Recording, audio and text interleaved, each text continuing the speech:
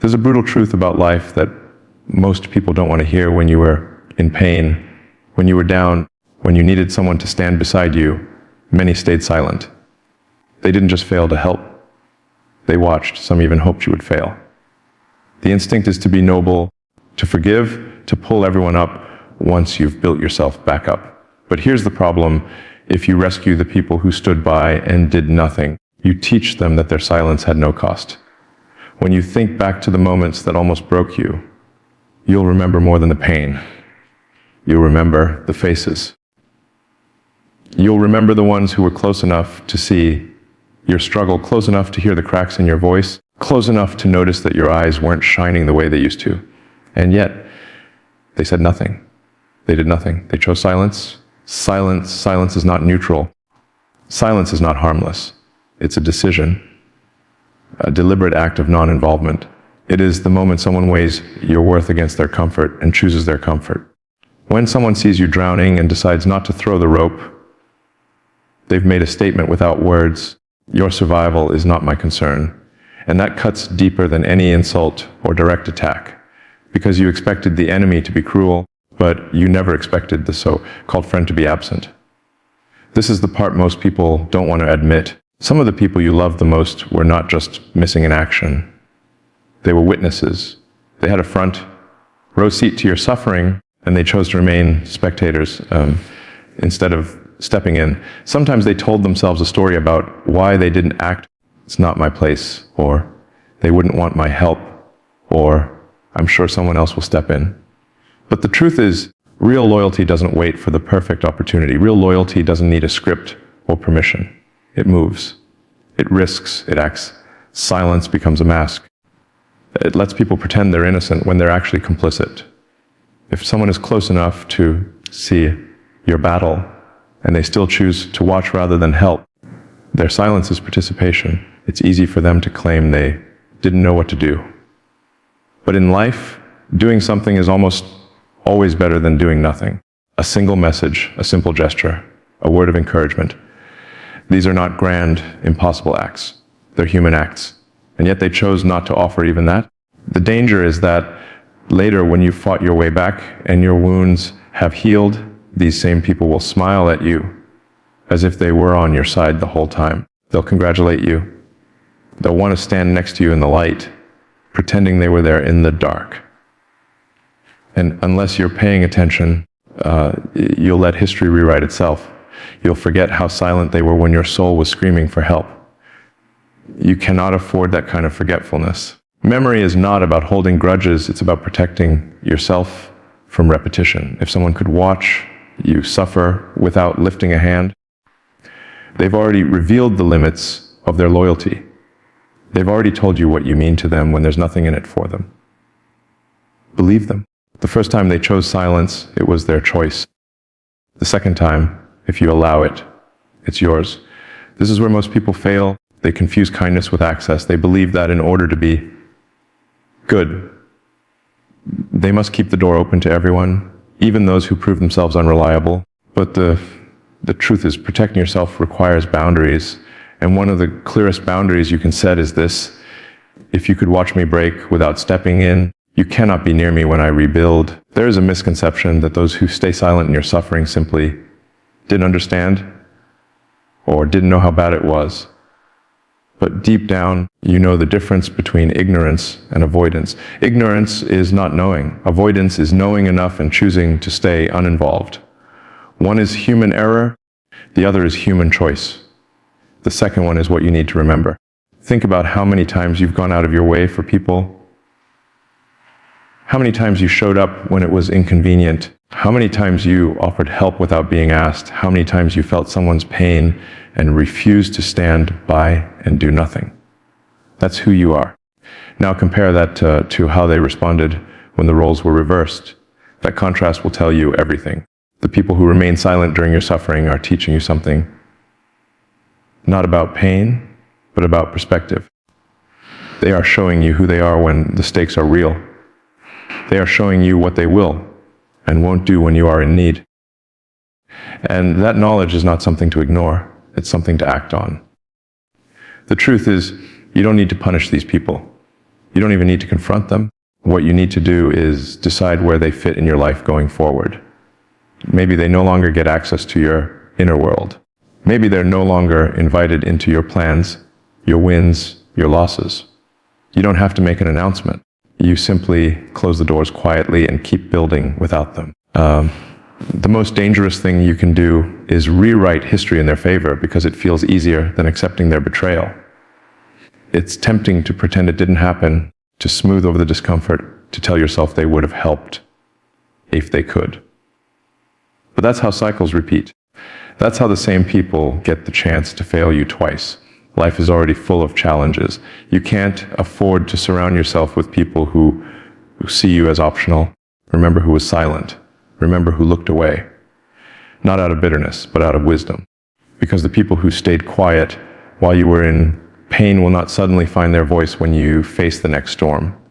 And the people who spoke up, who acted, who stood by you even in small ways, those are the ones you build with. Those are the ones who earn a place in your circle. Silence is a choice. And in your darkest moments, it's the loudest answer you'll ever get. Never forget it. Loyalty is a word people love to use when times are good. They'll say they've got your back, they'll stand by you, they'll never let you down. But those words are cheap when the sun is shining. The true test of loyalty is not in the calm, it's in the chaos. Anyone can stand with you in celebration. It's who remains when the storm hits that reveals the truth. When life is smooth, loyalty doesn't cost anything.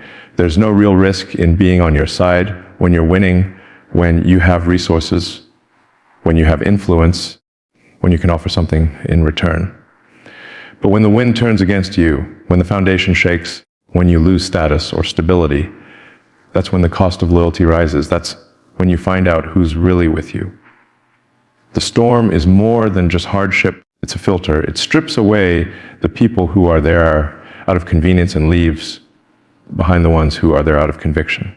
The difference is clear. Convenience loyalty disappears when the benefits disappear, but conviction loyalty remains even when there's nothing left to gain. You've probably lived this in your own life. You've seen how quickly the crowd around you can thin out when trouble comes. People you thought would never leave suddenly find reasons to distance themselves. Some do it quietly, without explanation. Others disguise it as giving you space. But in reality, they don't want to be associated with your struggle. Your challenges make them uncomfortable, and rather than sharing the weight, they step away. This is why the storm is so valuable. Not because it's pleasant, but because it's honest. Hardship forces people to make a choice. They can either stand beside you knowing the risks, or they can protect themselves at your expense. And once someone chooses the latter, you don't need to wonder about their loyalty anymore. They've shown you the truth, and you're better off knowing it. Loyalty in the storm doesn't always mean someone can solve your problems. It's not about them fixing everything for you. It's about presence. It's about knowing that even if they can't stop the rain, they'll hold the umbrella with you. They'll share their warmth when the wind cuts through. They'll make sure you don't feel abandoned when the darkness closes in. That presence might not remove the pain, but it changes the way you carry it. People who are loyal in the storm don't ask, "What's in it for me?" They ask, "How can I help?" They don't worry about appearances or whether being associated with you will hurt their image. They understand that relationships built only for sunny days are not relationships at all. They're transactions. You also have to look at this from the other side. Storms test your loyalty to others as well. When someone you care about is going through loss, failure, or public criticism, do you step back to protect yourself, or do you step forward to support them? The way you answer that question determines the kind of loyalty you deserve in return. You cannot demand loyalty you are unwilling to give. The danger of ignoring this truth is that you may fill your life with fair weather people, those who will smile, cheer, and celebrate when things are easy, but vanish the moment difficulty arrives. These people will drain your energy without ever strengthening your foundation. They may look supportive, but they're only attached to the version of you that benefits them. When the storm passes, and it will, you will remember who stayed. You will remember the ones who checked in, even if they didn't know what to say. You will remember the ones who defended you when others spoke against you. You will remember the ones who made sacrifices, big or small, just to make sure you weren't carrying the weight alone.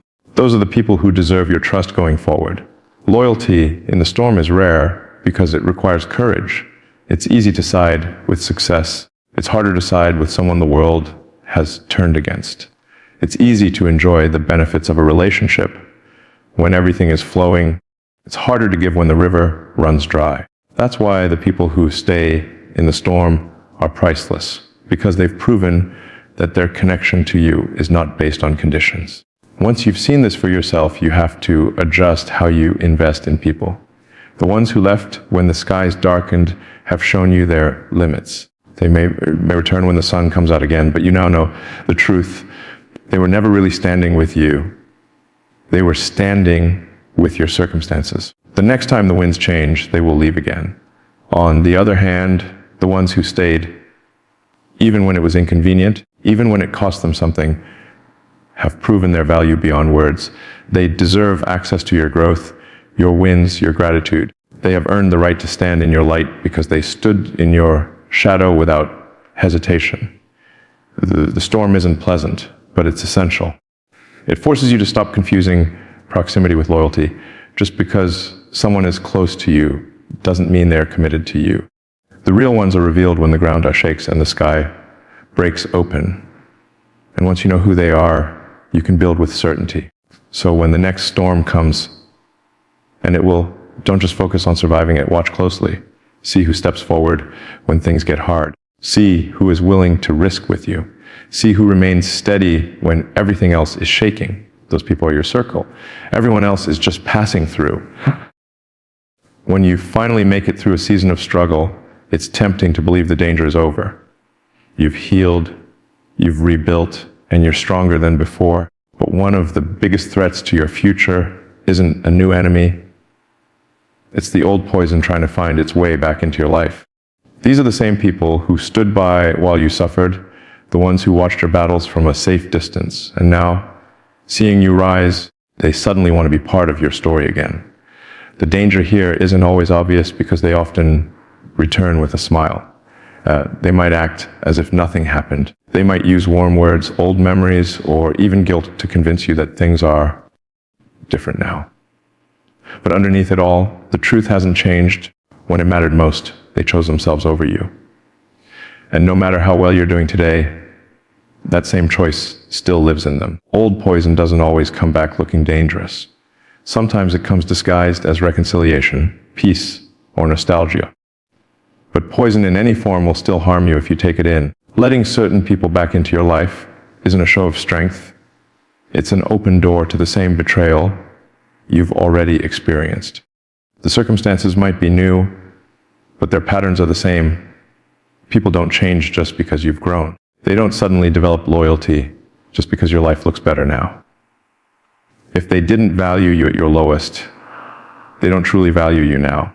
They might value what you've built, what you can give, or what being connected to you can do for them. But that's not the same as valuing you. And if you confuse the two, you'll end up surrounded by the same opportunists who vanished when you needed them most. Protecting your future means protecting your momentum. The progress you've made came from hard work, discipline, and lessons paid for in pain. You can't afford to invite people back in who drain that energy, question your worth, or quietly hope to see you fall again. Even if they don't directly sabotage you, their presence will shift your focus. Instead of building, you'll find yourself managing their doubts, their negativity, or their subtle attempts to pull you back to the version of yourself they're comfortable with, the version that struggled, the version they could dismiss. One of the hardest parts about keeping old poison out is the emotional pull. You remember the good moments you once shared. You might even still care for them on some level. But caring for someone doesn't mean you owe them access. Forgiveness is not the same as reunion. You can wish someone well without welcoming them back into the space you fought to create. Boundaries are not acts of hate. They're acts of self-respect. There's also a trap in thinking that because you're stronger now, you can handle their presence without being affected. But poison works slowly. It doesn't have to knock you down immediately to damage you. Sometimes it just needs to distract you, to plant seeds of doubt, to make you question yourself in ways that slow your progress. And in a world where momentum is everything, even small delays can cost you more than you realize. The truth is, if someone has shown you they can't be trusted in crisis, they can't be trusted with your future. It doesn't matter how convincing their words are now, you've already seen what they'll do when the weight is heavy. You've already witnessed their priorities in action. Believing them now requires ignoring what you already know to be true. And that's not forgiveness, that's self-deception. Protecting your future isn't about living in fear of betrayal, it's about learning from it. Every hurt you've endured was a lesson about people, boundaries, and trust. If you keep letting the same lessons repeat, it's no longer the fault of those who betray you. It's your choice to keep giving them the chance. The pain of closing the door is temporary. The cost of keeping it open can be permanent. Sometimes the most dangerous people in your life aren't strangers. They're the ones you've known for years, the ones who know your history, your weaknesses, your dreams. They know exactly how to speak to your emotions, how to make you lower your guard. That's why protecting your future requires more than logic. It requires discipline. It's deciding in advance that no matter how familiar, no matter how comfortable, no matter how tempting, certain people will never be allowed back in. This isn't about bitterness. It's about stewardship. You've built something. Maybe it's your peace, your career, your confidence, or your relationships, and you have a responsibility to protect it. Letting in the same people who let you bleed without helping is like leaving your gates open to the same enemy that attacked before. It's not noble, it's reckless. And here's the hard truth: the people you shut out may talk about you. They may twist the story, paint you as unforgiving, selfish, or changed in a bad way. That's fine. You don't need them to understand. You don't need them to approve. Your job isn't to make them comfortable. It's to protect what you've built. Those who truly care about you will understand that, and those who don't were never truly for you anyway. The future you're building is too important to risk for the comfort of people who have already proven they'll let you suffer. You've worked too hard to let familiarity outweigh wisdom. Let the past teach you, but don't let it trap you. Not everyone who was part of your history deserves a place in your future. Some doors, once closed, should never be opened again. Old poison doesn't always announce itself loudly. Sometimes it walks in quietly, pretending to be harmless. Your job is to recognize it before it takes root, to remember what it cost you last time, and to choose differently. Because the moment you start protecting your future, like your life depends on it, that's when you truly secure the life you fought for. When you look back at your hardest moments, there's a small, rare group of people who didn't flinch. They didn't disappear. They didn't wait until it was easy or safe to stand beside you.